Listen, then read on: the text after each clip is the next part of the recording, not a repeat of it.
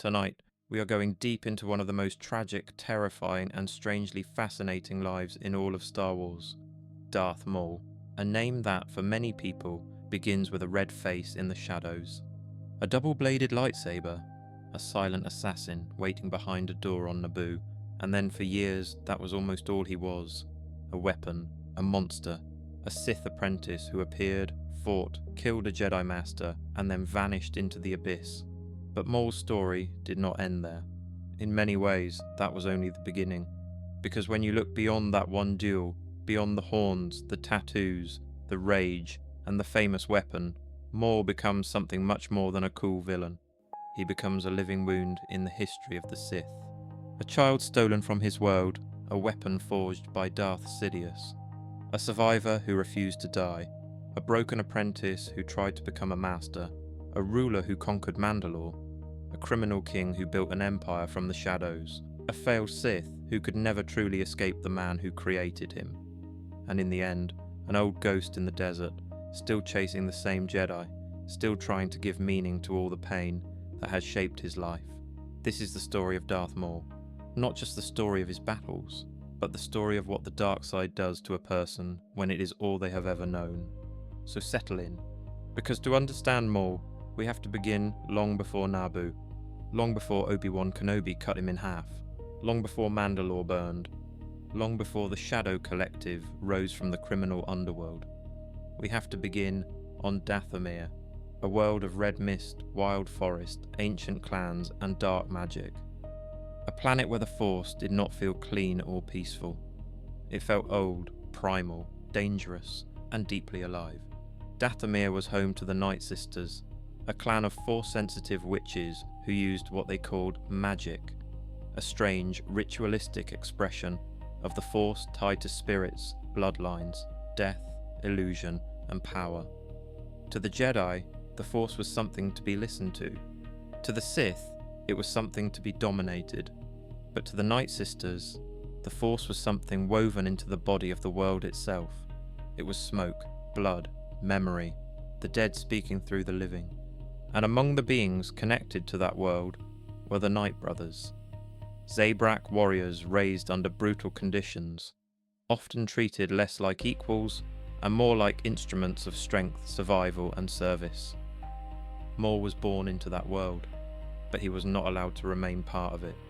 His life, like so much in Star Wars, was changed by the arrival of Darth Sidious. Sidious, who at that time still wore another face, a political face, a civilized face, a face that could smile in the Senate while secretly preparing the return of the Sith. To most of the galaxy, he was Sheev Palpatine of Naboo, a senator, a refined man from a peaceful world. But beneath that mask was the culmination of 1,000 years of Sith revenge. The Sith had once ruled openly. They had built empires, fought wars, and nearly destroyed the Jedi again and again. But after their defeat, they changed. They stopped marching with armies. They stopped announcing themselves to the galaxy. They went underground, and from the shadows, they evolved. Darth Bane's rule of two reshaped the Sith into something more focused and more patient. One master, one apprentice, one to hold power, one to crave it. For generations, the Sith hid while the Jedi grew comfortable. They learned politics, finance, manipulation, the slow corruption of institutions, and by the time Sidious came into power, the Sith were no longer just warriors with red lightsabers. They were architects, they were planners, they were parasites hidden inside civilization itself. Sidious did not simply want to defeat the Jedi in battle. He wanted to make the Jedi irrelevant before they even understood the war had begun. And for that, he needed tools, he needed servants, he needed weapons. Maul became one of those weapons. As a child, Maul was taken from Dathomir and given to Sidious. That single act is one of the most important things to understand about him. Because Maul did not choose the Sith in the way many fallen Jedi did. He was not a Jedi who became disillusioned. He was not a philosopher who studied the dark side and decided it was superior. He was not a noble idealist corrupted by the promise of power. Maul was shaped before he even had the chance to become anything else. The dark side was not a path he stepped onto. It was the cage he woke up inside. Dathomir might have been harsh, but it was still a world, a culture, a birthplace, A possible identity. Sidious stripped all of that away and replaced it with one purpose: the Sith. This is one of the quiet horrors behind Maul's life. He did not simply lose his family, he lost context. He lost the chance to know where he fit naturally. He lost the ability to become a person within his own people's traditions. Instead, his identity was manufactured by a Sith Lord who saw him as raw material. That is what Sidious does so well. He does not only kill, he redefines. He takes people and convinces them that the identity he gives them is the truth. Anakin Skywalker becomes Darth Vader, the Republic becomes the Empire, the clone army becomes an execution machine, a democratic crisis becomes a reason for dictatorship, and a child from Dathomir becomes Darth Maul. In each case, Sidious does not create from nothing. He takes what already exists and twists it. Anakin already has fear. The Republic already has corruption. The Jedi already have rigidity. The galaxy already has war. Maul already has strength, force sensitivity, and a connection to a dangerous world. Sidious weaponizes all of it. This is why Maul's training matters so much. Sith training is not just combat training, it is spiritual conditioning. The Sith do not merely teach you how to use anger. They teach you to interpret every feeling through anger. They teach you that pain is not something to heal, but something to sharpen. They teach you that fear is not something to understand, but something to project outward. They teach you that love, if it exists at all, is a weakness to exploit, or a possession to defend. And for Maul, this education began before he had an alternative. A fallen Jedi, at least, has memories of another worldview. Dooku had been a Jedi Master. Anakin had known friendship, affection, and the possibility of compassion.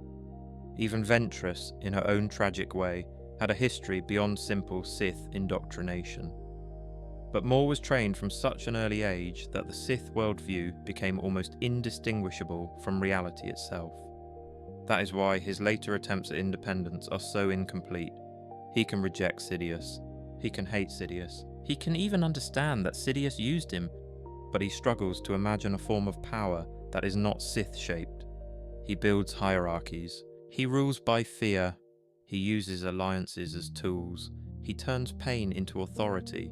He seeks apprentices, brothers, armies, and kingdoms, not because he wants community in a healthy sense, but because he wants control strong enough to silence the emptiness. This is what makes Maul so psychologically interesting. He is not merely angry. He is trapped inside a language of power that cannot express what he actually needs. If Maul needs belonging, he turns it into command. If he needs recognition, he turns it into conquest. If he needs justice, he turns it into revenge. If he needs healing, he turns it into obsession. The Sith gave him words for rage, strength, and victory. But not for grief, not for vulnerability, not for trust, not for peace. So when those emotions appear inside him, they come out distorted. Savage becomes not only a brother, but a subordinate. Ezra becomes not only a potential ally, but a possession. Mandalore becomes not only a power base, but a stage for revenge. Even his hatred of Obi-Wan becomes a way of organizing his entire self. The Maul we see on Naboo is the finished product of years of erasure. When he stands before Qui-Gon and Obi-Wan, silent and terrifying, he is not mysterious because he has nothing inside him. He is mysterious because almost everything inside him has been compressed into one function. Kill the Jedi, serve the Sith, prove your training, earn your place. But what place was Maul really earning? That question becomes sharper when we compare him to Sidious's later apprentices. Count Dooku is useful because he gives Sidious political reach. Dooku can lead the Separatist, he can speak to disillusioned systems, he can act as the noble face of rebellion, he can sit across from senators, corporate leaders, military commanders, and Jedi with the credibility of a former Jedi Master and aristocrat. Anakin is useful because he is the future, the chosen one, a Jedi hero, a figure of immense raw power and emotional vulnerability, a weapon that, once turned, will not merely serve the Sith, but help destroy the Jedi from within. But Maul's original role is different. Maul is not the public face, he is not the political organizer, he is not the final chosen prize, he is the first blade.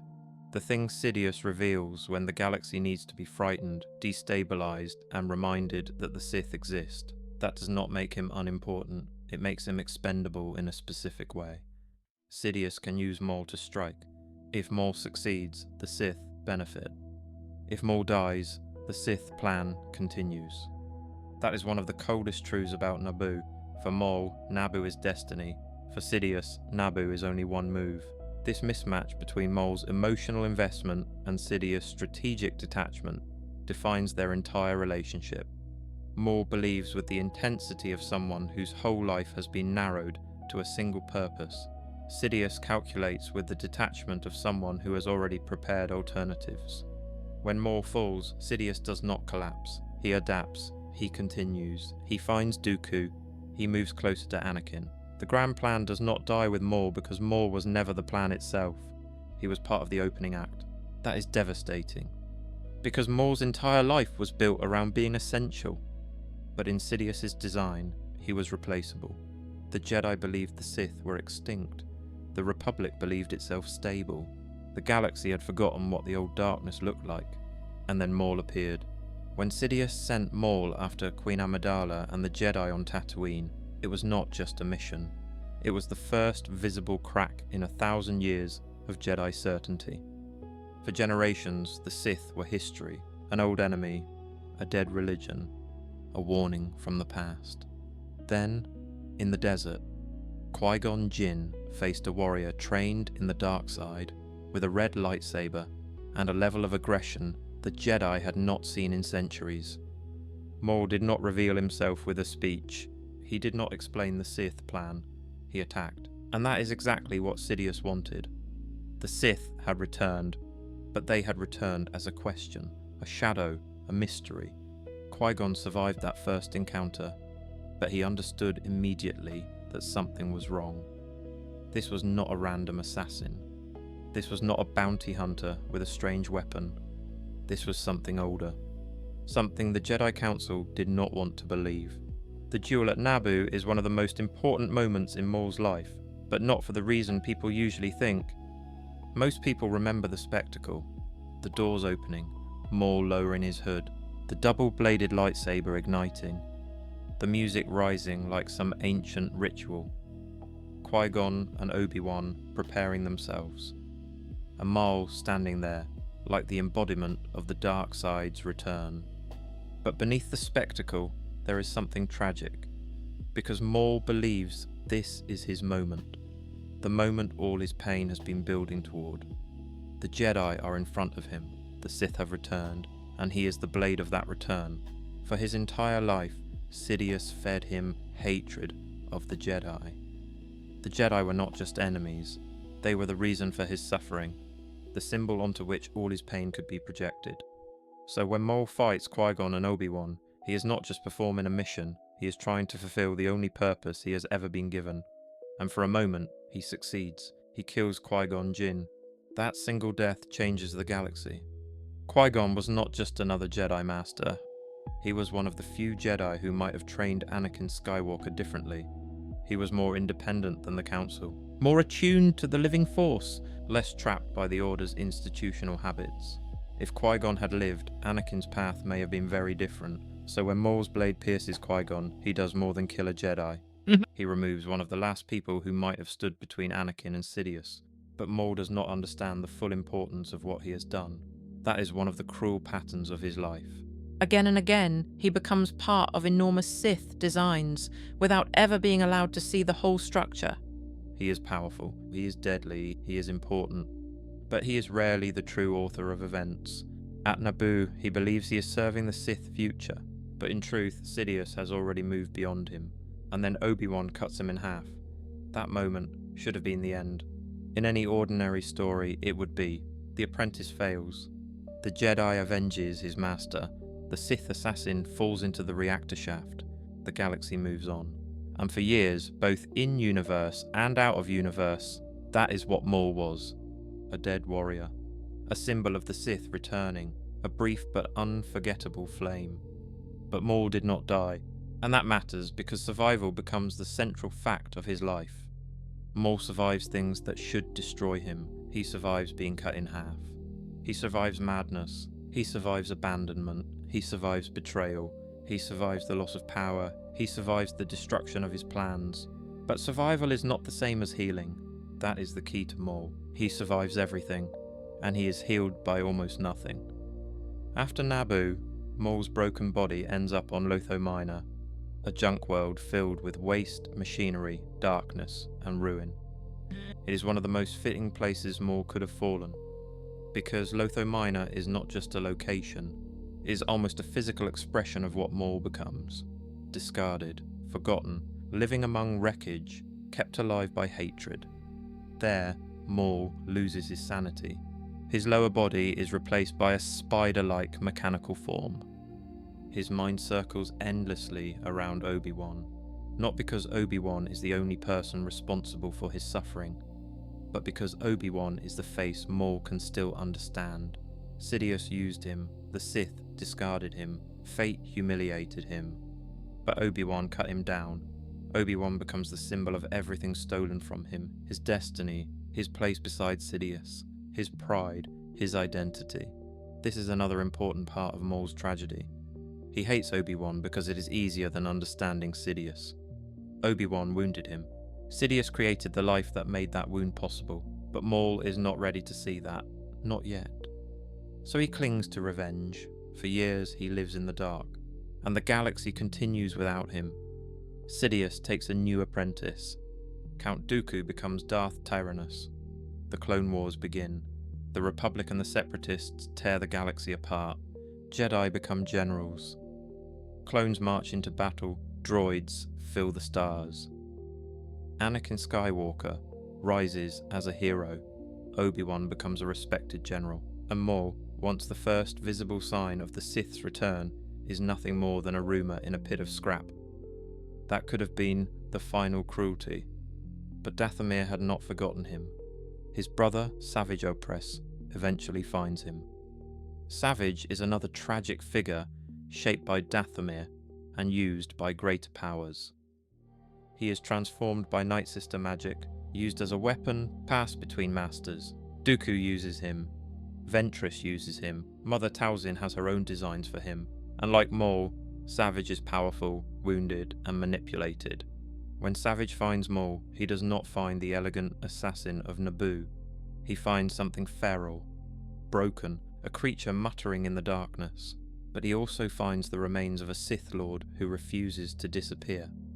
Savage brings Maul back to Dathomir, where Mother Talzin restores him. His mind is repaired, his body is remade, and Maul returns to the galaxy, but he does not return as the same person. The Maul who fought on Naboo was Sidious's weapon. The Maul who returns during the Clone Wars is something else. He is still a weapon, but now he is trying to choose his own target. His first obsession is Obi-Wan. That makes sense emotionally. Obi-Wan is the wound he can name. But as Maul becomes more lucid, his vision expands. He begins to understand power in a way he never did as Sidious' apprentice.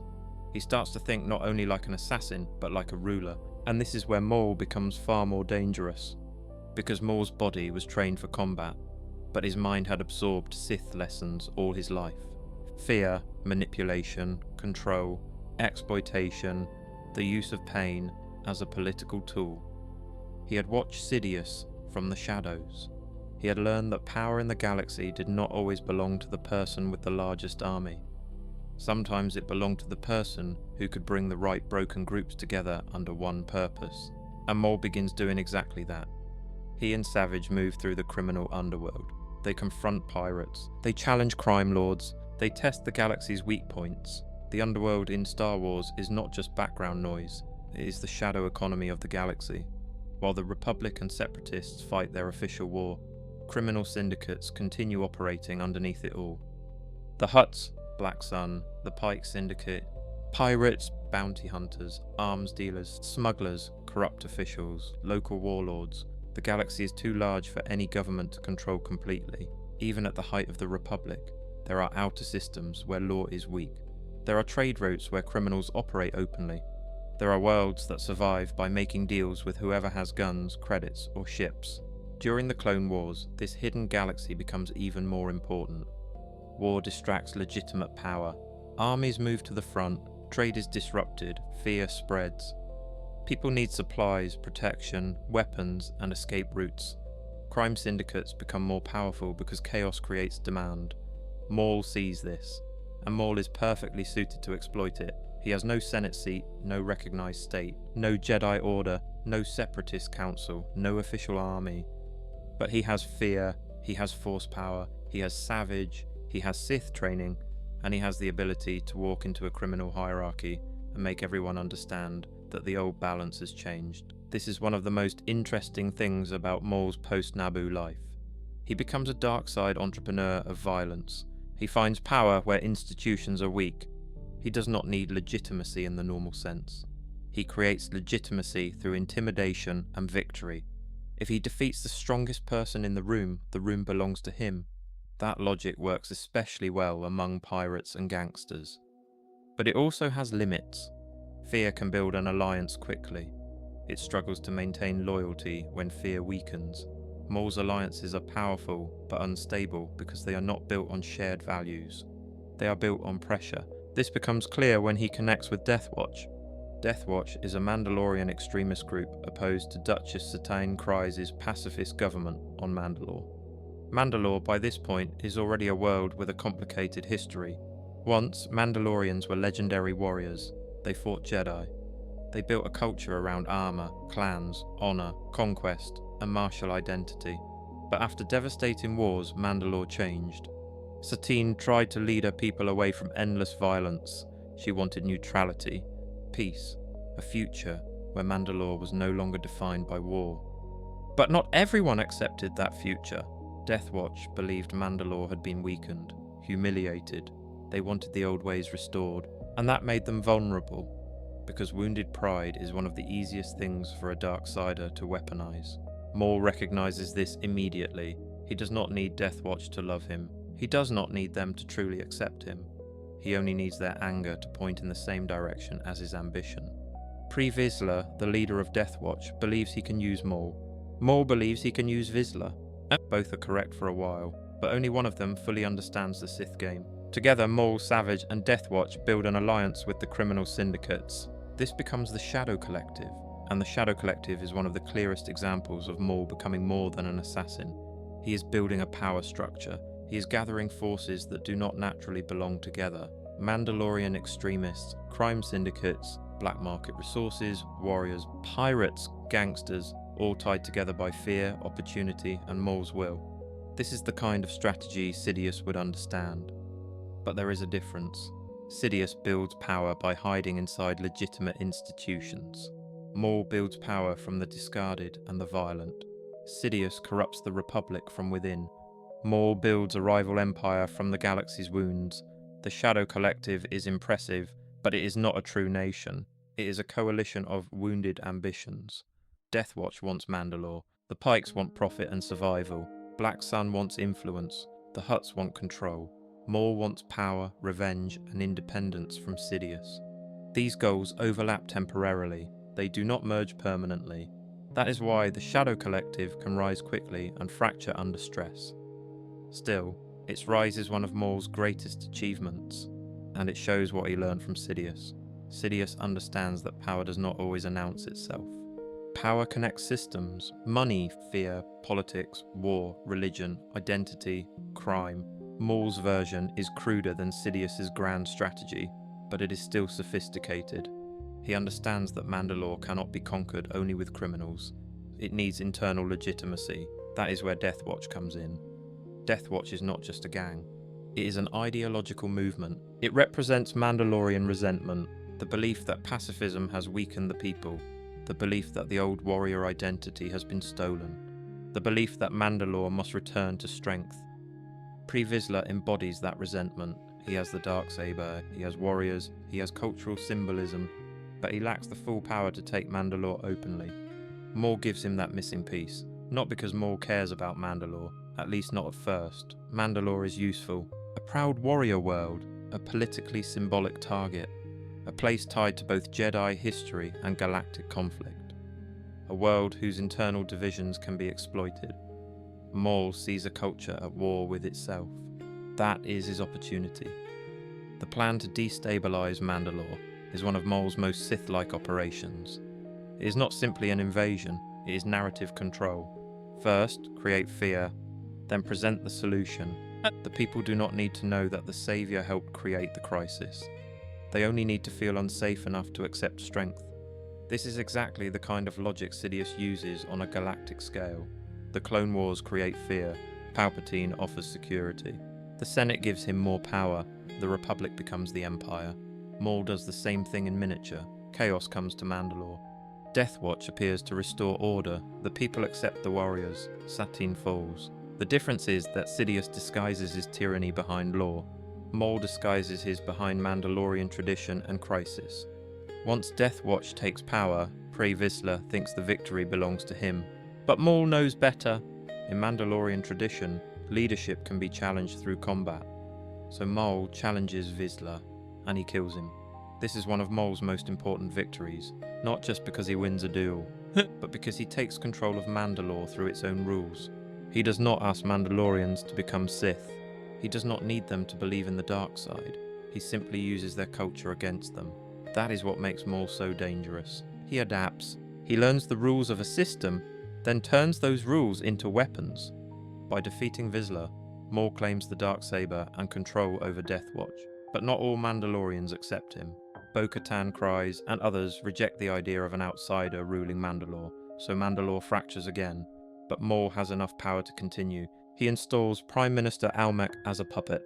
He controls the throne from behind the scenes, and then he sets his trap for Obi-Wan Kenobi. This is where Maul's political ambition and personal obsession merge. He has conquered a world. He has built a criminal empire.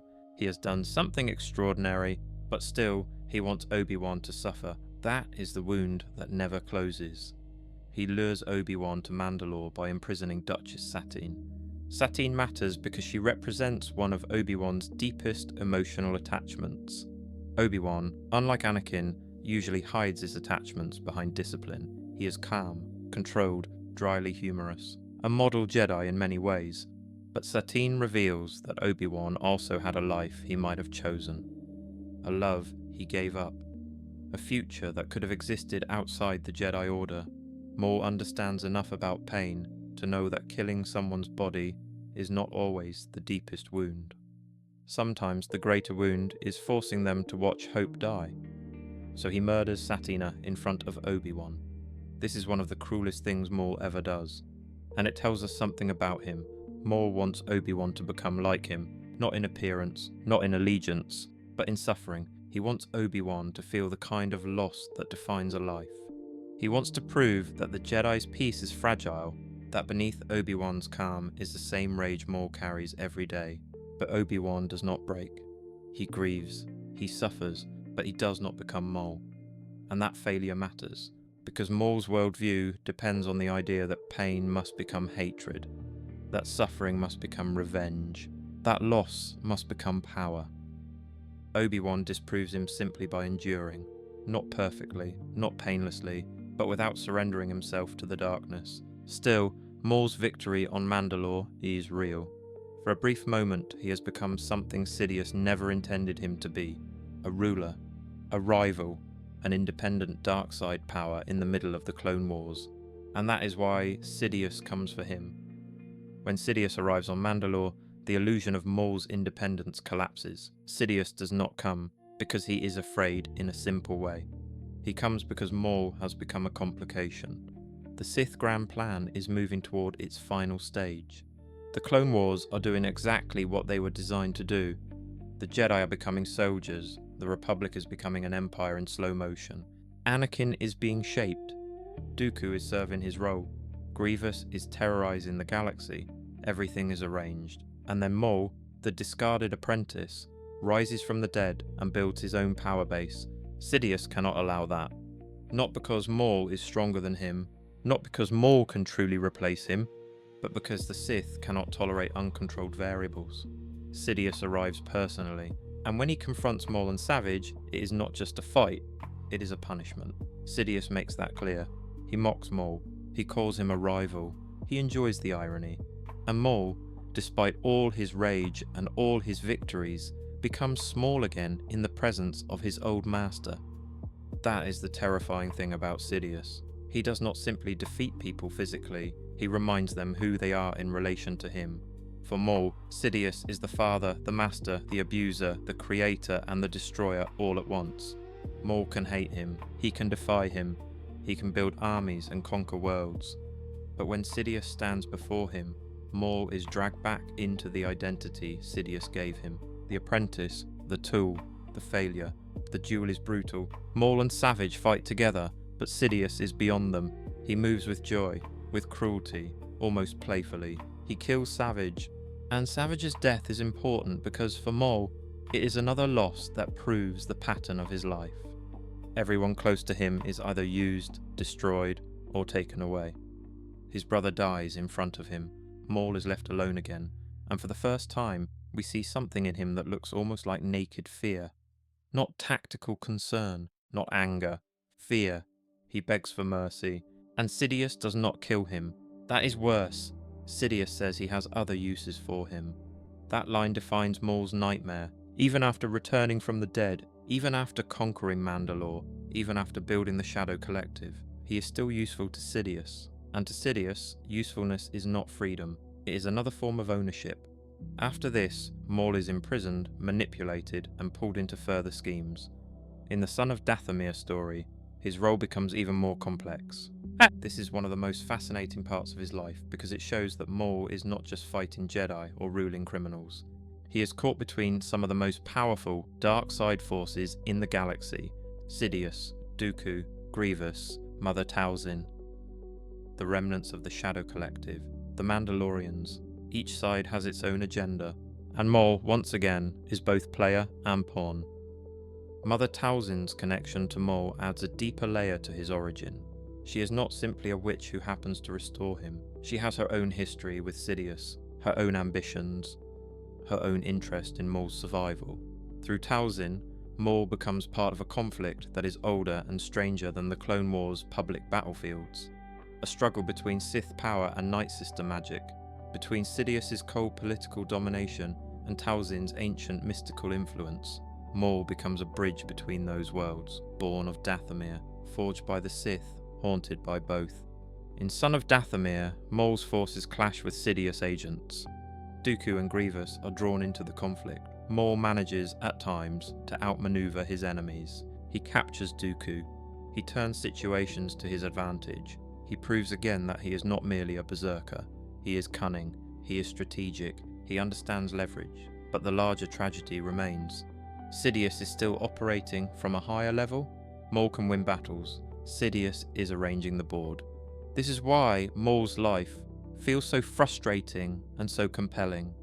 He is too powerful to dismiss, too intelligent to reduce to a monster, too resilient to be called a failure in any simple sense, and yet, again and again, he cannot escape the structure Sidious built around him.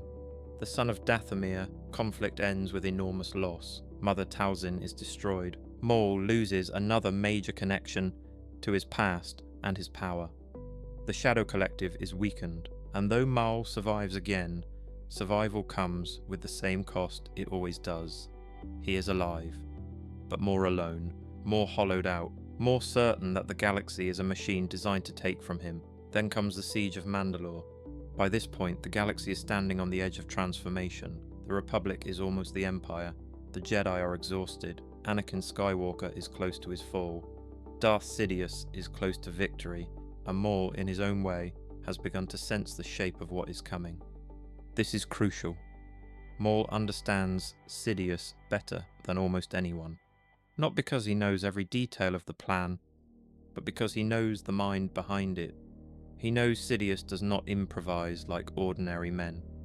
Sidious prepares, waits, turns enemies into tools, turns governments into traps, turns wars into rituals of transformation, and Maul sees enough to understand that the Clone Wars are about to reveal their true purpose. When Ahsoka Tano comes to Mandalore, Maul is waiting. Not for her exactly. He expected Obi-Wan and Anakin. He wanted Kenobi, of course, but more importantly, he wanted Anakin. Because Maul has realized something terrifying. Anakin is the key. Sidious's plan is not simply to win the war. It is to claim Anakin Skywalker, the chosen one, the Jedi hero, the man whose fall will become the final weapon against the Jedi Order. Maul wants to stop this, but not out of goodness. This is not redemption. It is not compassion for Anakin, it is hatred of Sidious. Maul wants to deny his former master the prize he has spent years preparing. And there is a strange tension in that, because Maul is telling the truth. He is warning Ahsoka about the coming disaster. He is closer to understanding the Sith plan than almost anyone on the Jedi side. But he is still Maul. His answer is murder. His solution is to kill Anakin before Sidious can turn him. From Maul's perspective, this is practical. From a Jedi perspective, it is unthinkable. And from the audience's perspective, it is tragic. Because Maul is right enough to be frightening, but wrong enough to remain lost. He sees the danger. He sees the trap. He sees the shadow of the Empire before it fully rises. But he cannot imagine a path that is not built on violence. Ahsoka refuses to join him. Their duel is one of the most meaningful battles in Star Wars animation, not only because it is beautifully fought, but because it is a collision between two survivors of broken systems. Ahsoka was failed by the Jedi Order. Maul was shaped and discarded by the Sith. Both stand outside the institutions that created them. Both know something is wrong. Both sense the galaxy collapsing. But Ahsoka still has the ability to choose something other than hatred. Maul does not. When he is captured, his reaction is not pride. It is panic, because he knows what is coming. He knows Order 66 is near. He knows everyone around him is standing in the path of a storm they cannot see.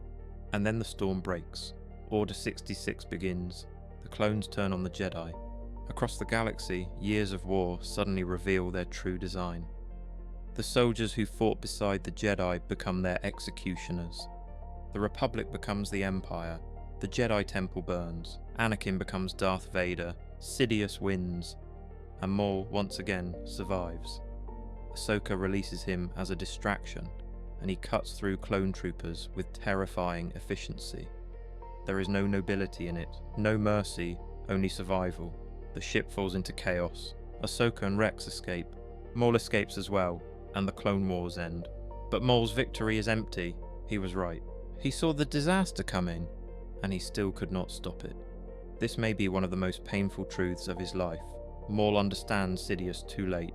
He understands the shape of the trap only when the galaxy is already inside it. And once the Empire rises, Maul is no longer a central piece on the board. The Sith have moved on. Sidious has Vader now. The Empire has armies, fleets, governors, inquisitors, and the machinery of galactic domination. Maul's dream of rival power becomes smaller. He still commands fear. He still has knowledge. He still has resources. But the galaxy has changed. There is no longer a republic to exploit in the same way. No longer a Clone Wars battlefield full of open fractures. Now there is an empire, and the empire is Sidious' shadow made visible. At some point after the Clone Wars, Maul becomes connected to Crimson Dawn, one of the major criminal organizations operating during the Imperial era. This is another sign of his adaptation. If he cannot rule openly, he can rule through the underworld. If he cannot defeat Sidious directly, he can remain in the shadows. But there is a difference between Maul's underworld power during the Clone Wars and his later Imperial era presence. During the Clone Wars, Maul feels like he is rising, building, challenging destiny. During the Imperial era, his power feels more like something preserved in darkness. He is alive, he is dangerous, but history has passed him by. That is an important mood for Maul. He is often late to the truth, late to freedom, late to revenge, late to understanding. By the time he sees the full horror of Sidious' plan, the Empire already exists. By the time he tries to destroy Kenobi, Kenobi has become something different. By the time he seeks meaning, most of his life has already been consumed by hatred. The existence of Vader must have been especially bitter for Maul. Vader is what Maul never became. The central apprentice, the chosen enforcer, the figure beside Sidious at the height of Imperial power. But Vader is also another prisoner, a more powerful prisoner perhaps, a more important one, but still trapped. If Maul had ever looked at Vader clearly, he might have seen both a rival and a reflection. Both were renamed by Sidious, both were mutilated, both survived through hatred and machinery. both lost the lives they might have had. Both became terrifying symbols, but Vader had been Anakin Skywalker.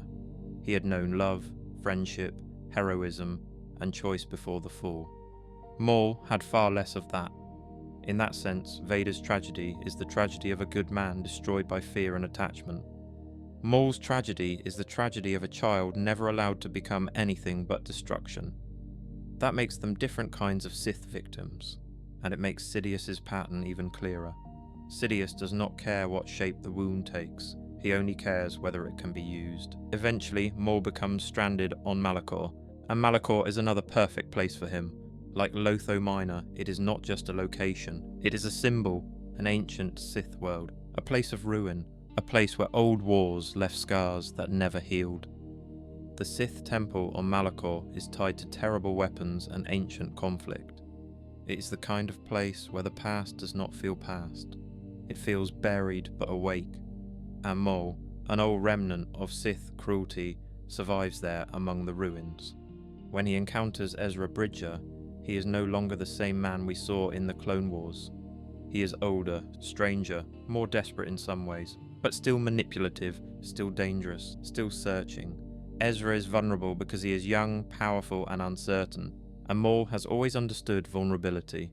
He knows how to speak to wounds. He knows how to offer power as an answer to fear. He knows how to make a person feel seen, while quietly leading them toward his own purpose. That is what he tries to do with Ezra. He does not present himself simply as a Sith Lord.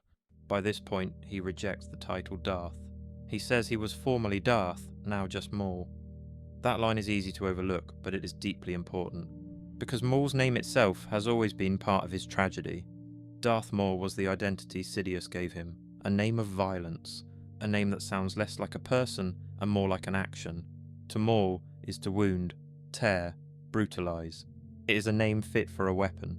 When he becomes just Maul, there is a hint that he understands the Sith identity was a chain. But removing the title does not free him, because the deeper prison was never just the word Darth. It was the hatred that remained.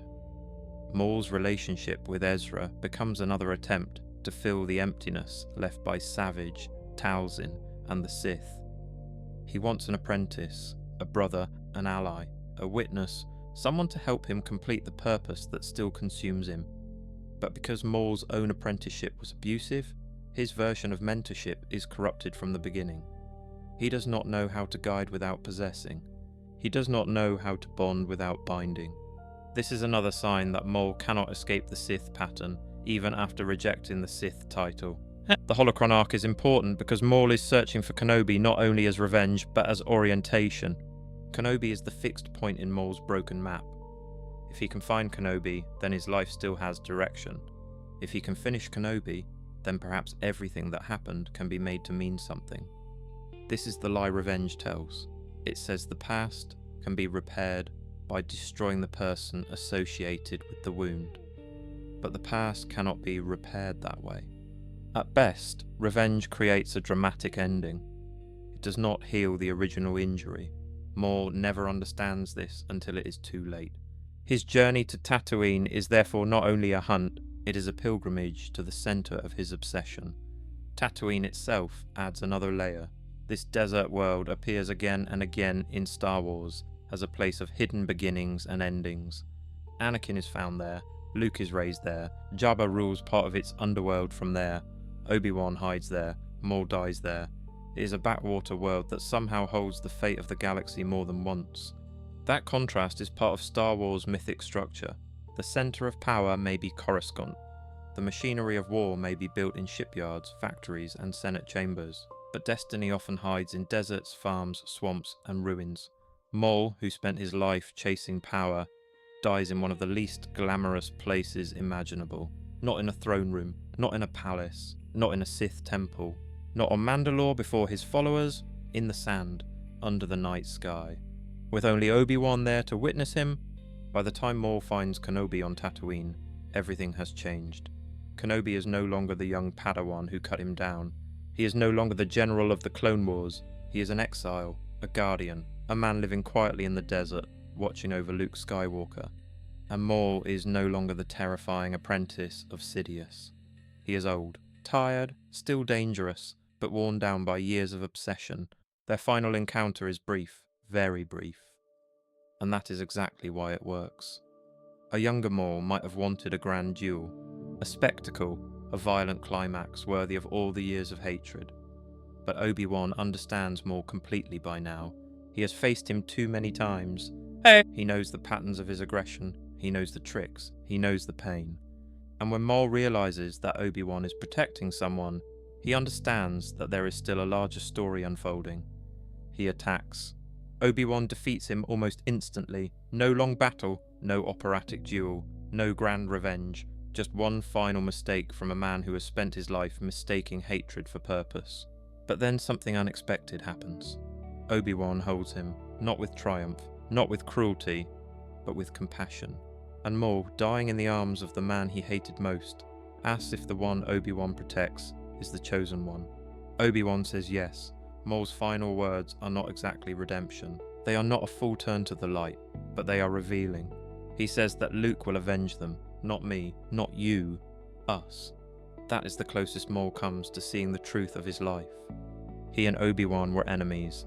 They caused each other immense suffering, but both were also victims of Sidious. Both lost their worlds. Both were shaped by the Sith plan. Both lived in the ruins of choices made by a master manipulator. Obi-Wan lost Qui-Gon, lost Satine, lost Anakin, lost the Jedi Order. Maul lost his childhood, lost his brother, lost his mother figure, lost his place, lost every empire he tried to build. And behind so much of that loss was Sidious. Maul does not die at peace exactly, but he dies with a strange kind of clarity. For once, his hatred is not aimed only at Kenobi, it is aimed at the Sith who ruined them both. And that is why Maul's ending is so haunting. Because he never becomes good. He never repairs the harm he caused. He never truly lets go in the way a Jedi would. But he does understand, at the very end, that his enemy was never only the man who cut him in half. His enemy was the darkness that made him into Darth Maul in the first place. The rivalry between Maul and Obi-Wan is one of the clearest philosophical contrasts in Star Wars. At first, their conflict seems simple. Maul kills Qui-Gon. Obi-Wan defeats Maul. Maul survives and wants revenge. But over time, it becomes much more than that. It becomes a study of what suffering does to two very different people. Obi-Wan suffers repeatedly. He loses his master. He loses the woman he loved. He loses his apprentice and brother. He loses the Jedi Order. He loses the Republic. He loses his place in the galaxy. By the time he is on Tatooine, Obi-Wan has lost almost every external part of his old identity, and yet he remains oriented toward protection. He watches over Luke. He waits. He accepts obscurity. He becomes smaller in the eyes of the galaxy so that hope can survive. Maul also suffers, but Maul's suffering turns inward and then outward as violence. He cannot protect the future because he is consumed by the past. He cannot accept obscurity because being forgotten is one of his deepest wounds. He cannot wait peacefully because waiting feels like powerlessness. So he acts, he attacks, he builds, he conquers, he hunts. Both men are shaped by loss, but Obi-Wan turns loss into duty. Maul turns loss into revenge. This contrast is not simplistic. Obi-Wan is not free from pain. He is not emotionally untouched. He carries grief. He carries regret. He carries loneliness. But he does not make his pain the law of the universe. Maul does. Maul believes that because he suffered, suffering is truth. Because he was used, using others is natural. Because he was denied mercy, mercy is weakness. Because he was made into a weapon, the galaxy must be a battlefield. Obi-Wan refuses this. That refusal is the real victory. Not the strike on Naboo. Not the final strike on Tatooine. The real victory is that Maul cannot make Obi-Wan become Maul. This is why Satine's death is so important. It is Maul's greatest attempt to spiritually defeat Obi-Wan. He does not just want to hurt him. He wants to prove something. He wants to prove that Jedi control is false. That love leads inevitably to rage. That loss strips away ideals. That Obi-Wan, under enough pressure, will reveal the same darkness Maul lives with. But Obi-Wan does not. He suffers terribly. But he does not give Maul the satisfaction of becoming his reflection. That failure frustrates Maul because it threatens his entire explanation of himself. If Obi-Wan can lose and not become hateful, then Maul's hatred is not the only possible outcome of suffering. That does not mean Maul's early conditioning was not severe. It was. It does not mean Maul could simply choose peace easily. He could not. But Obi-Wan's existence shows that pain does not automatically justify cruelty, and Maul spends years trying to deny that truth. On Tatooine, the denial ends. Obi-Wan kills him quickly and then gives him compassion. Maul finally receives from Obi-Wan something he never received from Sidious. Not power, not fear, not validation through victory, recognition. That is why the final scene is so quiet. The entire rivalry resolves not in hatred, but in a moment of sad understanding. Two men, two lives of loss. One becomes a guardian. One becomes a ghost of revenge. And in the end, the guardian holds the ghost as he dies. That is Star Wars at its most mythic. Another way to understand Maul is through the worlds connected to him. Because in Star Wars, planets are rarely just backgrounds. They are emotional landscapes. Tatooine is isolation and hidden destiny. Coruscant is civilization, politics, and blindness. Dagobah is exile and spiritual testing. Mustafar is pain made volcanic. Mandalore is identity and war. Dathomir is blood, magic, and survival. Lotho Minor is abandonment. Malachor is ancient ruin. Maul passes through worlds that almost narrate his inner life. Dathomir gives him origin. Lotho Minor gives him ruin. Mandalore gives him ambition. Malachor gives him reflection. Tatooine gives him ending. Each world marks a stage of his soul. Dathomir, first, is the world of what might have been. It is not innocence. It is not peace, but it is origin. It represents the life Maul was taken from before he could understand it. Whenever Maul returns to Dathomir, or reconnects with Dathomirian figures, there is a sense that he is touching something older than the Sith identity. Savage, Talzin, the Night Sister magic that restores him. These things do not make him good, but they remind us that Darth Maul is not the only possible version of him. Before Darth Maul, there was a child of Dathomir. We barely know that child. That absence is the point. The Sith erased him before the story began. Lotho Minor is the opposite. It is not what Maul was taken from, it is what he was thrown into. A junk world for a discarded apprentice. There, the galaxy's waste becomes his environment. He survives among broken things because he has become a broken thing. His mechanical spider body is disturbing because it externalizes the damage. He is not the clean, precise weapon of Naboo anymore. He is jagged survival. He is the dark side clinging to life through madness. If Naboo shows Maul as a blade, Lotho Minor shows him as shrapnel. Still sharp, still dangerous, but shattered. Mandalore is different. Mandalore gives Maul the illusion of becoming whole through conquest. There, he is not hiding in garbage. He is sitting on power. He has followers, he has a throne through a puppet, he has the Darksaber, he has Mandalorian warriors, he has syndicates beneath him. Mandalore is where Maul most successfully imitates a Sith ruler. But the tragedy is that Mandalore's identity crisis mirrors his own. Mandalore is torn between past and future, warrior tradition and pacifist reform, clan loyalty and political modernity, honor and terrorism, independence and manipulation. Maul is also torn between past and future, Sith weapon and independent ruler, victim and predator, brother and master, survivor and prisoner of revenge. He sees Mandalore's fractures because he is fractured, and then he exploits them. Malachor, later, is where Maul becomes a relic. Malachor is not a place of living politics like Mandalore. It is a graveyard of old Sith violence. By the time Maul is there, he belongs among ruins. Not because he is weak, but because he is part of an older darkness that the galaxy has not fully escaped. His presence on Malachor makes him feel less like a current king and more like a leftover curse. A voice from the dark side's past still whispering to the young. Ezra finds him there, and Maul tries to become important again through mentorship, manipulation, and shared knowledge. But the setting tells the truth. Maul is surrounded by ruins because his own life has become one. Then Tatooine. Tatooine is where Maul's story ends, but it is also where so much begins. Anakin begins there, Luke begins there, Obi-Wan waits there, the future of the Jedi hides there. Maul comes to Tatooine chasing the past, but Tatooine is secretly protecting the future. That contrast is the whole ending. Maul arrives looking backward, Obi-Wan is living forward. Maul wants to finish the old wound, Obi-Wan is guarding the new hope. And so, in the desert, the past loses to the future. Dathomir is the stolen origin, Lotho Minor is the discarded weapon, Mandalore is the false kingdom, Malachor is the haunted relic, Tatooine is the final recognition. Together, these worlds make Maul's life feel less like a simple timeline, and more like a map of a soul moving through origin, ruin, ambition, reflection, and death. Maul also becomes clearer when we compare him to the other dark side figures around him. Each one reveals something different about what the dark side can do to a person. Start with Sidious.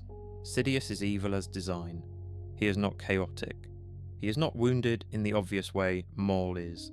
He is patient, disciplined, brilliant, and almost completely consumed by domination. He does not lash out because he is confused. He destroys because destruction serves power.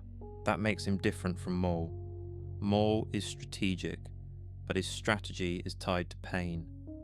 Sidious can wait decades. Maul struggles to stop chasing the wound. Sidious hides in plain sight. Maul becomes a symbol that cannot help but announce itself. Sidious wants control of history. Maul wants the galaxy to feel what was done to him. Then there is Dooku. Dooku is aristocratic darkness. He falls through pride, disillusionment, and ideological contempt. He believes the Republic is corrupt. He believes the Jedi have lost their way. And he is not entirely wrong. That is what makes him dangerous.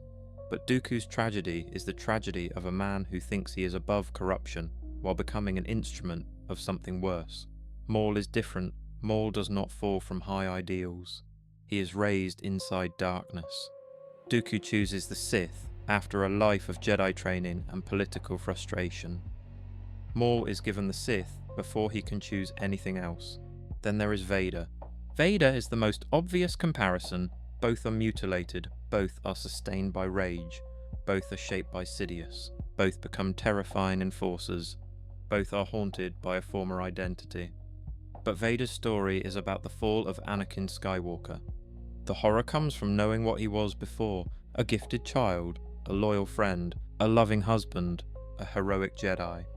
When Vader breathes, we hear the prison Anakin built around himself. Maul's horror is different. We do not mourn the hero he once was, because we never get to know that hero. We mourn the possibility that was destroyed before it could take form. Vader is tragedy through corruption. Maul is tragedy through erasure. Then there is Ventress. Asajj Ventress mirrors Maul in interesting ways. She too is connected to Dathomir. She too is used by Count Dooku. She too is abandoned by the Sith. She too becomes more complex after being discarded. But Ventress is able to move in directions Maul struggles with. She can become a bounty hunter. She can form strange alliances. She can show vulnerability in ways that feel less possessive than Maul's. Her path is still dark and painful, but it has more fluidity. Maul is more rigid. His wound is fixed on Kenobi, Sidious, and power. Then much later, there is Kylo Ren. Kylo is not part of Maul's direct life, but thematically they are connected. Both are drawn to identity as performance. Both use rage to cover insecurity. Both are haunted by legacy. Both want to be more than what they fear they are. But Kylo chooses darkness from a place of inheritance, confusion, and seduction. Maul is shaped by darkness as a child. Kylo wants to become what he imagines Vader was. Maul was made into what Sidious needed, and through these comparisons, Maul becomes clearer. He is not the political idealist like Dooku, not the fallen hero like Vader, not the conflicted heir like Kylo, not the survivor who can reinvent herself like Ventress. Maul is the weapon that became conscious of being a weapon. That is his uniqueness, and once he becomes conscious of it, he does not know how to stop being one. What is Darth Maul's story really about? It is easy to say revenge, and yes, revenge is everywhere in his life. He wants revenge on Obi-Wan, he wants revenge on Sidious, he wants revenge on the galaxy that forgot him. But beneath revenge is something deeper. Maul is about stolen identity. He is about what happens when a person is raised to be nothing but a weapon, then survives long enough to wonder what else he might have been. That is the core tragedy. Maul does not know how to be free. He seeks freedom through domination.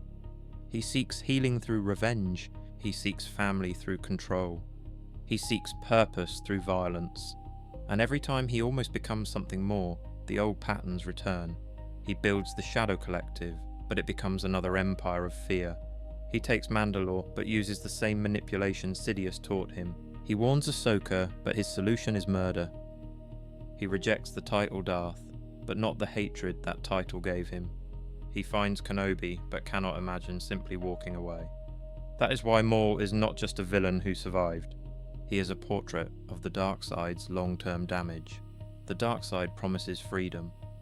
But Maul's life shows the opposite. He is always reacting to old wounds, always chasing people who hurt him, always trying to prove he is more than what Sidious made. And yet, because he uses Sidious's methods, he keeps rebuilding versions of the same prison.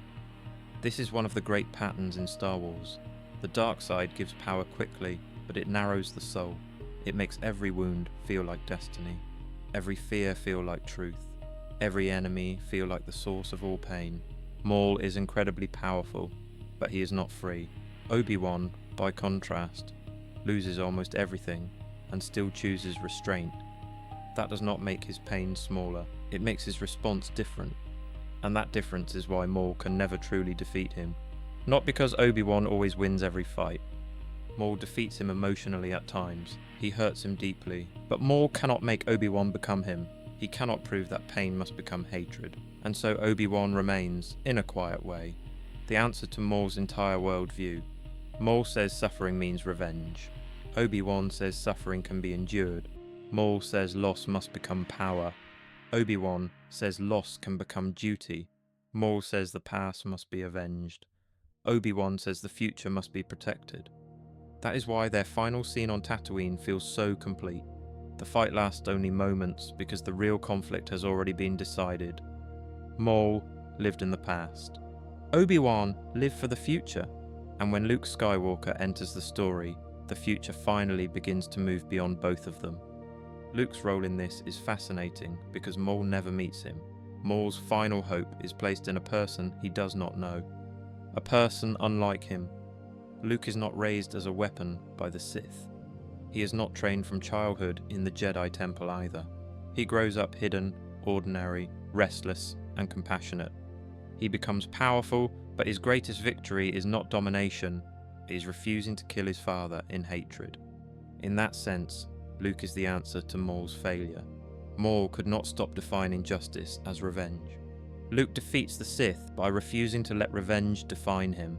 That contrast is beautiful. Maul dies believing Luke will avenge them. But Luke ultimately does something better than revenge. He brings Anakin back. He helps destroy Sidious not by becoming a better Sith, but by remaining a Jedi in the deepest sense. He breaks the cycle Maul could never escape. This makes Maul's ending even more poignant. He is right that Luke matters, but he cannot imagine the exact form of Luke's victory. Even in his final clarity, Maul still translates hope into vengeance. That is the limit of his vision, but it is also the tragedy of the world that made him. No one ever taught Maul a better word. If we step back from the timeline, Maul's story can be divided into several identities. First, the stolen child, then the Sith weapon, then the fallen monster, then the broken survivor, then the restored brother, then the avenger, then the criminal king, then the ruler of Mandalore, then the rival of Sidious, then the prophet of Order 66, then the shadow of Crimson Dawn, then the relic on Malachor, then the old enemy in the desert. Each identity is real, but none is whole. That is Maul's problem. He keeps becoming things, but never becomes complete. The Sith weapon cannot be a child. The survivor cannot be at peace. The ruler cannot trust. The brother cannot stop commanding. The prophet cannot save. The old enemy cannot walk away. Every version of him carries the missing center, and that missing center is the life he never got to choose. This is why Maul is such a powerful character for deep Star Wars lore. He allows us to talk about almost every major Star Wars theme without leaving one life. Through Maul, we can talk about the Sith, the Night Sisters, the Jedi, Obi-Wan, Anakin, the Clone Wars, Mandalore, the criminal underworld, the Empire, the nature of revenge, the difference between survival and healing, the way institutions create victims, the way victims can become dangerous, the way history repeats when wounds are not transformed. Maul is not the main character of Star Wars, but he is one of its most revealing characters. He reveals what the dark side looks like from the inside, not as philosophy, not as temptation alone, but as damage, as conditioning, as a life narrowed around pain. That is the reason his return works so well. On paper, bringing Maul back could have been a gimmick, a popular villain revived because fans remembered him, but the story justified it by asking what survival actually did to him. It did not simply say, Maul lived.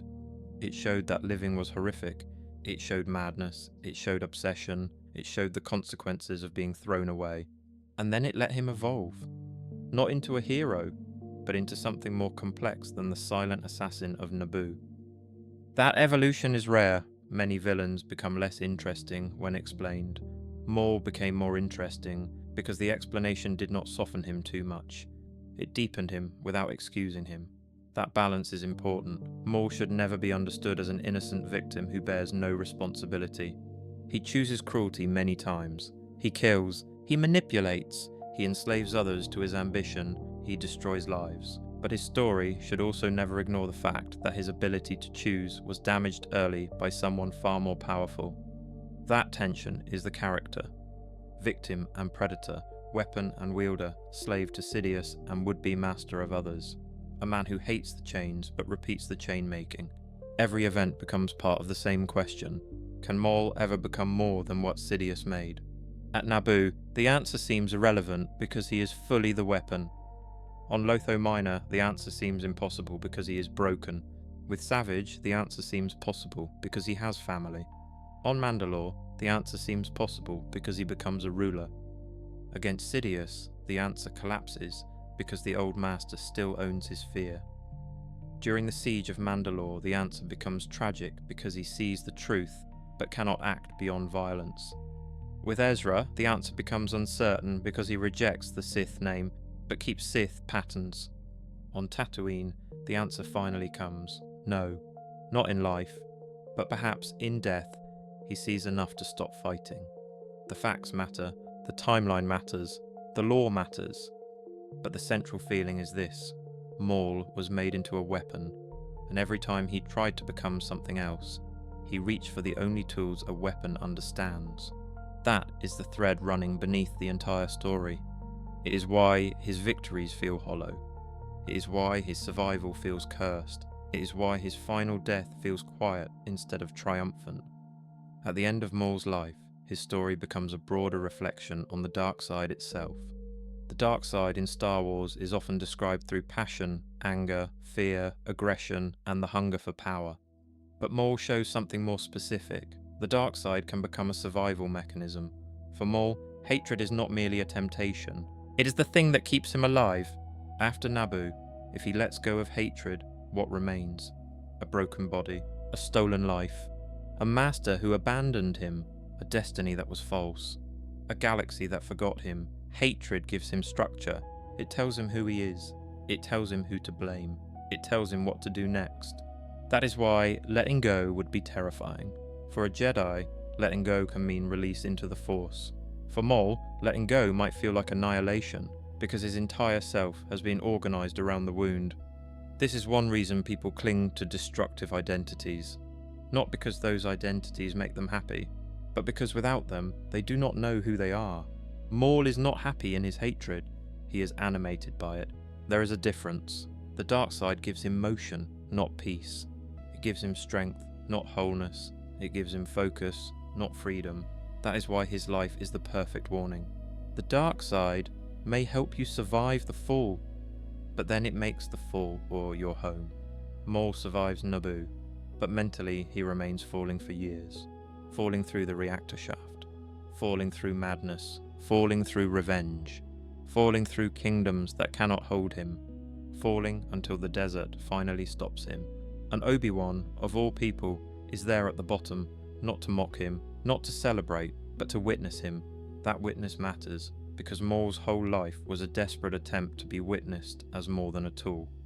At the end, Obi-Wan sees him, not as Darth, not as rival, not as king, simply as Maul. And that may be the most merciful ending he could have received. But Maul's shadow remains, not only because he is visually iconic, not only because his fights are memorable, but because his life shows us a side of the Sith that is often hidden beneath their grandeur.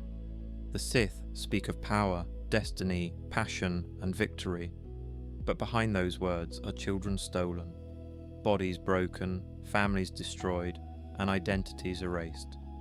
Maul is what the Sith create before they create empires, a person turned into a weapon, and then discarded when the weapon breaks.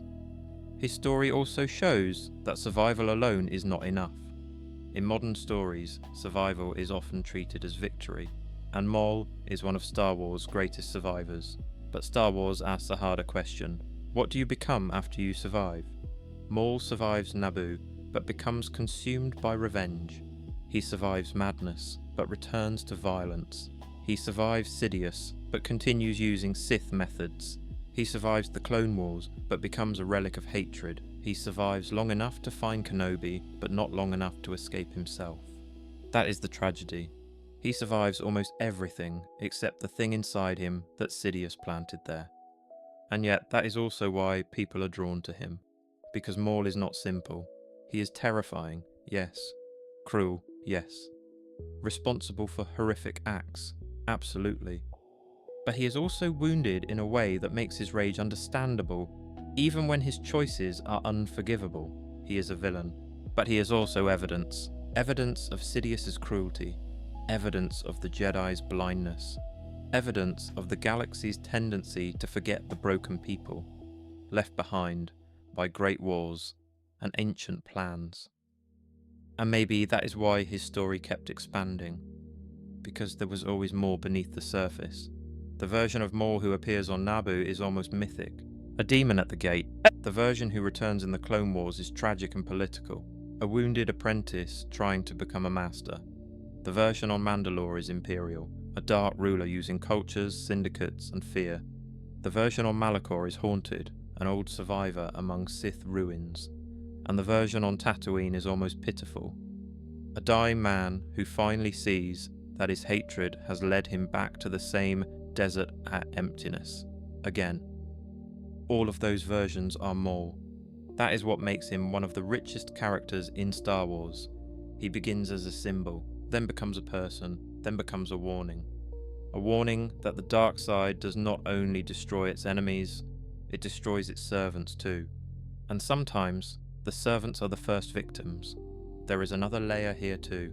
Maul's life mirrors the history of the galaxy itself. The galaxy is full of cycles. The Sith rise, fall, and return. The Jedi grow strong, become rigid, and collapse. Republics become empires. Empires fall into fragments.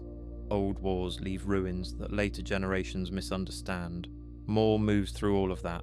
He is born from ancient Dathomir power, taken by the hidden Sith, revealed during the last days of the Republic, broken before the Clone Wars, reborn during galactic conflict, raised as a rival power on Mandalore, crushed by Sidious before the Empire, stranded among ancient Sith ruins, and finally killed on Tatooine, near the child who will help end the Sith rule. Maul spent his life suffering under. His life touches almost every major theme of the saga: fate, choice, revenge, identity, attachment, the corruption of institutions, the cost of war, the danger of using people as tools, and the possibility, however faint, of seeing the truth before the end. So when we think about Darth Maul, maybe we should not think only of the duel on Naboo. That duel is important, it is iconic, but it is only one doorway. Beyond it is a much longer story. A story about a boy taken from Dathomir and turned into a blade. A broken thing that refused to die. A survivor who built kingdoms out of pain. A ruler who became a prisoner of his own hatred.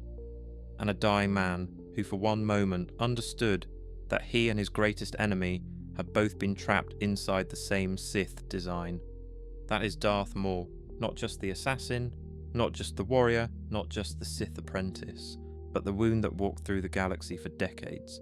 And maybe that is why his story remains so powerful. Because in Star Wars, the most important battles are rarely only about who wins the duel. They are about what the duel reveals. And Maul's battles reveal something dark about power. Power can keep you alive. Power can make others fear you. Power can win planets, command armies, and bend criminals to your will. But power cannot give back a stolen childhood. It cannot resurrect a brother. It cannot make Sidious love what he only intended to use. It cannot make Obi-Wan become the monster Maul needed him to be, and it cannot turn revenge into peace. In the end, Maul had power many beings would have envied. But what he wanted, underneath everything, may have been much simpler. To matter, to be more than a discarded tool, to make the galaxy acknowledge what had been done to him, to prove that his suffering meant something. That is why he kept rising. That is why he kept fighting. That is why he could lose everything and still return. Because Maul was not only trying to kill his enemies, he was trying to force meaning out of a life built on pain. And that is why his final moment with Obi-Wan is so quiet. After all the screams, the wars, the duels, the empires, and the betrayals, Maul does not die on a throne.